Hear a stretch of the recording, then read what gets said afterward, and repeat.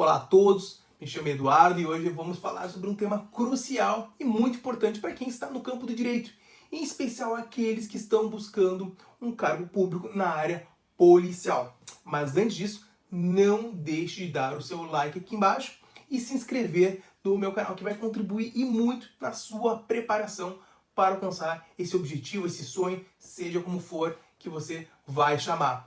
Bom, muitos de vocês já devem ter ouvido falar sobre a instauração do inquérito policial. Como ele é iniciado? Eu percebo que ao longo desse período muita gente vem discutindo, muita gente vem fazendo uma certa confusão sobre como exatamente esse inquérito ele é iniciado.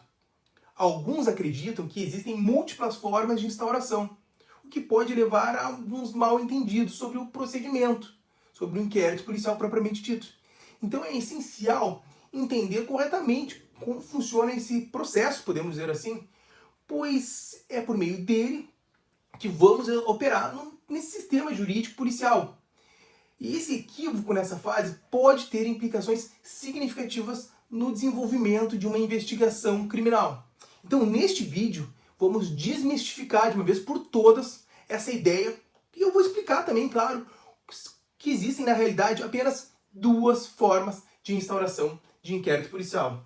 A portaria, que você já conhece, que é um ato emitido pelo delegado de polícia, e, por outro lado, o auto de prisão em flagrante, que é quando o delegado ele lavra um auto de prisão em flagrante, o APF, e eu vou esclarecer outras situações que costumam dizer pelas quais vocês vão receber essa notícia de crime. E a gente vai mergulhar nesses detalhes, essas duas formas de instauração e, claro, entender de uma vez por todas como funciona isso na prática.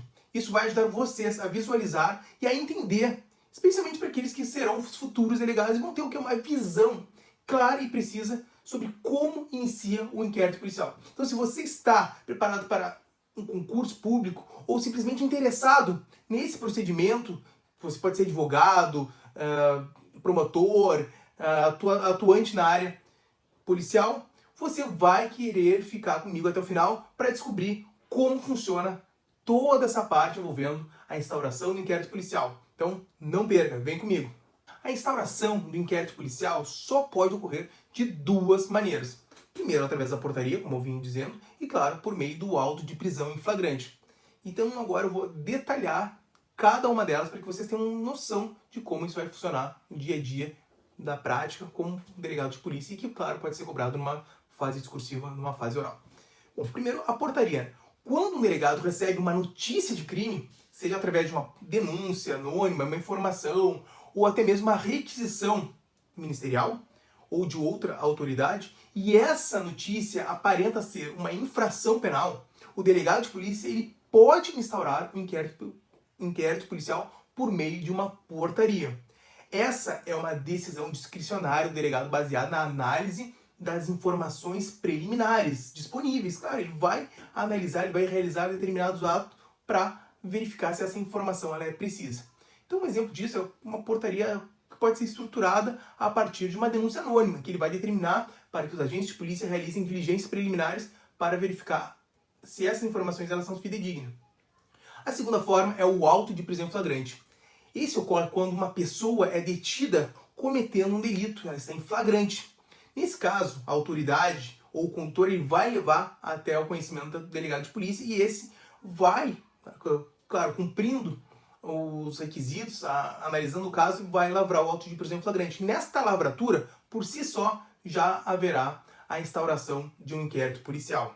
Então é importante entender que outras formas pelas quais o delegado toma conhecimento do crime, como notícias veiculadas na imprensa, na mídia ou em relatórios de inteligência, não instauram inquérito policial, nem mesmo requisições ministeriais. Estes são os meros canais de informações que podem levar o delegado de polícia a tomar a decisão de instauração ou não do inquérito policial. Até mesmo porque existem hipóteses que o delegado ele não verifica o cometimento de um crime e ele pode deixar de instaurar.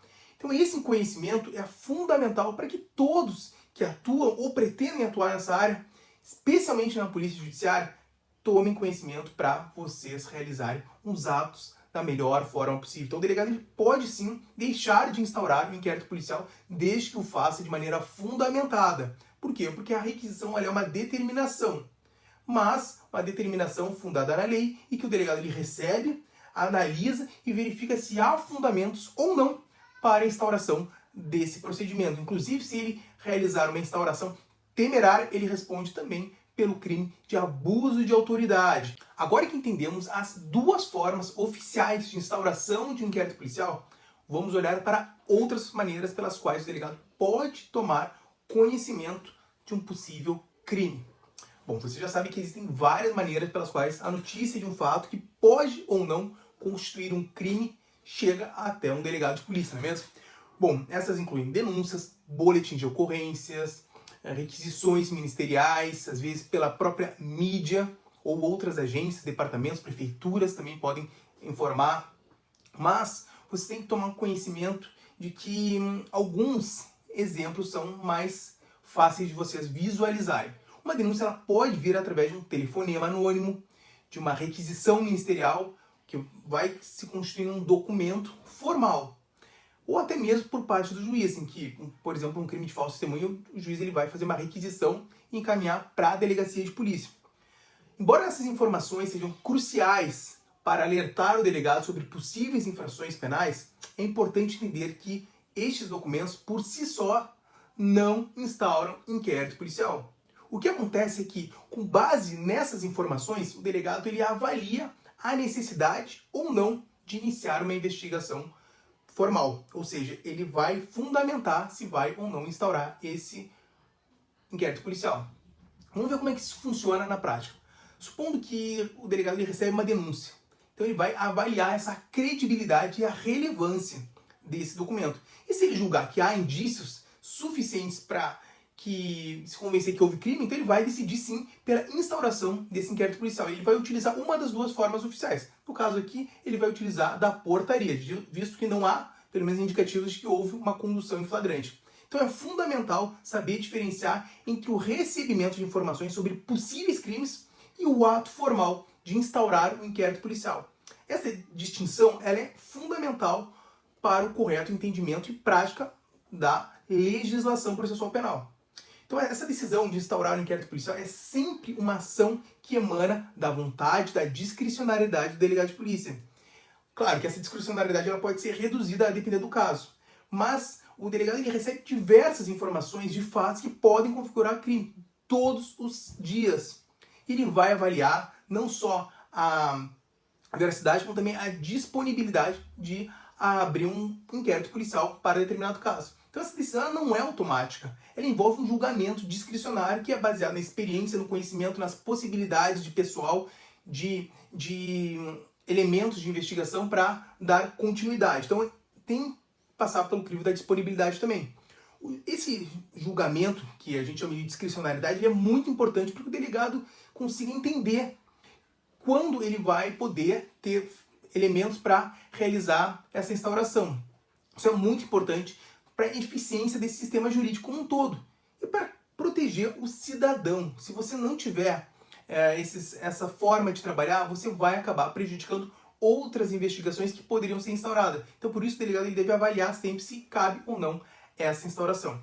Então, ele vai verificar também a credibilidade, a consistência dessas informações antes de tomar esta decisão. Então, portanto, vocês têm que entender que o papel do delegado de polícia ele é fundamental, não apenas na condução desse inquérito policial, mas já no seu nascedouro. Isso mesmo, a instauração do inquérito é um reflexo da análise cuidadosa e dessa decisão ponderada que o delegado deve tomar, garantindo sim a correta aplicação e análise sobre a administração da justiça.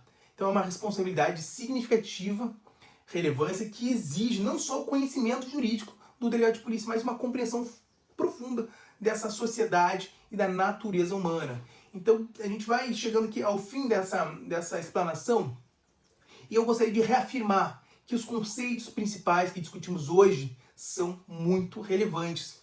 Lembre-se, o entendimento correto sobre a instauração do inquérito policial é essencial para quem não só atua, mas para aqueles que pretendem atuar nessa área jurídica, especialmente na polícia judiciária, ainda mais se você quiser se tornar delegado de polícia. Então, as únicas informações, formas legítimas de instauração do inquérito policial são a portaria e auto de prisão em flagrante. Não tem outra. Então, qualquer informação que chega até o delegado de polícia, seja por denúncias, requisições, ofícios ou outras vias legais, elas vão servir, claro, para basear a decisão discricionária do delegado de polícia em instaurar ou não um inquérito policial, sempre de maneira fundamentada.